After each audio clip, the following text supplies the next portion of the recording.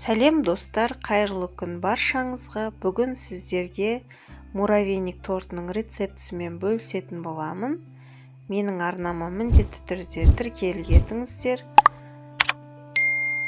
Менің арнамда көптеген рецепттер бар. Соның ішінде барлық рецепттерді плейлисттерге бөліп қойғанмын. Тәттілер, пирогтар, торттар, неше түрлі күнделікті жасағанға печеньелар, банка жабу әдістерін менің каналыма өтіп, сол жақтан көрсеңіздер болады. Ал енді біз муравейник тортын жасауға кірісеміз. Ең алдымен бөлме температурасында тұрған майымыз бен қантымызды жақсылап араластыратын боламыз. Жақсылап араластырғаннан кейін үстіне 2 жұмыртқамызды салып, тағы бір араластырып аламыз. Үстіне разрыхителімізді қосамыз. Тағы бір араластырып, ары қарай ұнымызды салып, қасықтың көмегімен араластыратын боламыз. Ары қарай қолымыздың көмегімен қамыр илейтін боламыз. Қамырымыз осындай жұмсақтау болады.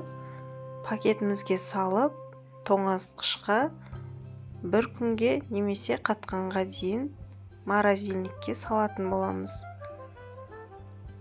Менде 1 күн тұрды. Енді алып,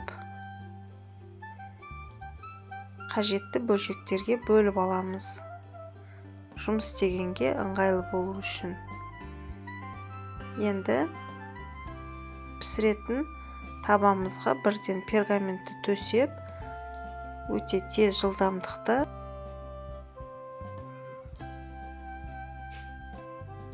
міне осылай шет-шетіне жайып шығамыз қамырларымызды.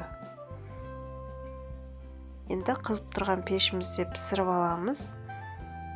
Менде осындай 2 лист шықты. Толықтай суытып аламыз. Енді креміне майымызды ертіп аламыз.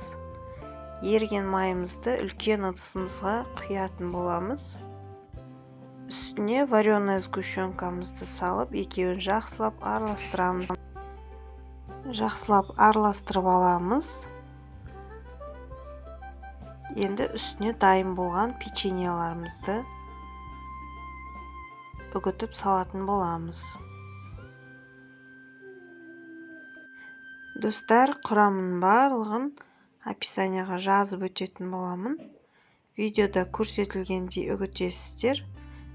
Енді барлық печеньеларымызды салып, яғни қамырымызды салып, жақсылап араластыратын боламыз.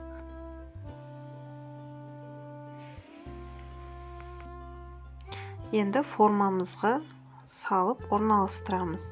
Және бетіне қатты тығыздап басып шығатын боламыз. Бұлай жасамасаңыздар да болады. Кішкентай стаканға муравейниктерімізді салып, кішкентай көлемде жасасаңыздар да болады. Достар, менің каналымда басқа да түрлі тәттілердің рецептісі бар. Менің каналыма міндетті түрде тіркеліп алыңыздар. Осымен біздің муравейник тортымыз дайын болды. Әсемдеу жағы өз еріктеріңізде, бетіне шоколад сепсеңіздер де болады. Ас болсын, сіздермен болған Айдана.